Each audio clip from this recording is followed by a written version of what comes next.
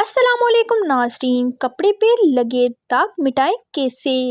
चंद आजमूदा टोटके बताते हैं इसका हल। शायर ने सिर्फ एक चुनरी के दाग पर खूबसूरत गीत तख्लीक किया, जिसमें क्लासिकी गायकी और मौसीकी की बंदिश ने उसे मकबूलियत बख्श दी। उससे हटकर देखा जाए तो हमें आए दिन मुख्तलिफ किस्मों के दागों से पाला पड़ता है। कपड़े नए हों या पुराने, अगर उन पर दाग लग जाएं तो वो अच्छे नहीं लगते। खास तौर पर छोटे बच्चों वाले घरों में ये मसला आम है। खातूने खाना, अब आप परेशान ना हो।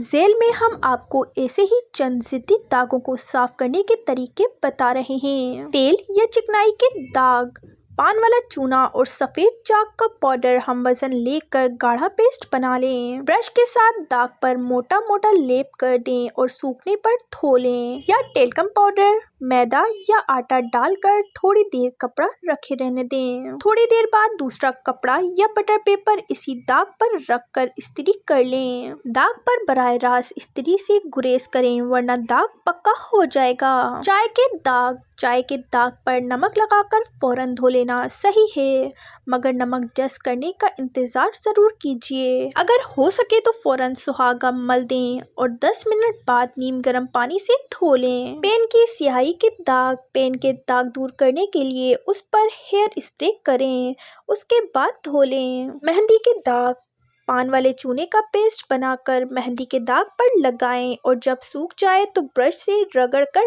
धो लें। कपड़े का रंग ना खराब होता हो तो लीमू और सिरके में थोड़ा सा पानी मिलाकर दाग पर लगाएं और तेज धूप में कपड़ा रखें, दाग मिट जाएगा।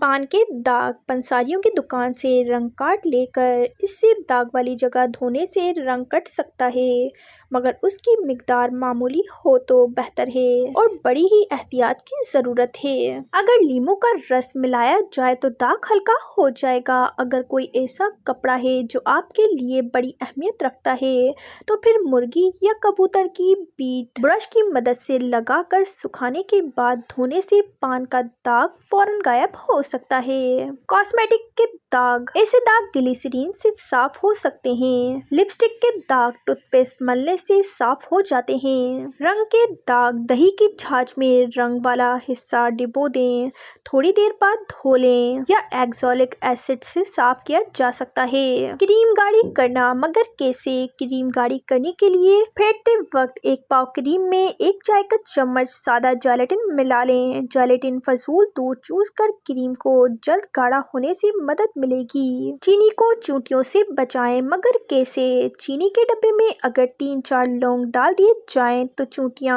चीनी के बिल्कुल करीब नहीं आएंगी। खट्टी दही का इस्तेमाल, मगर कैसे?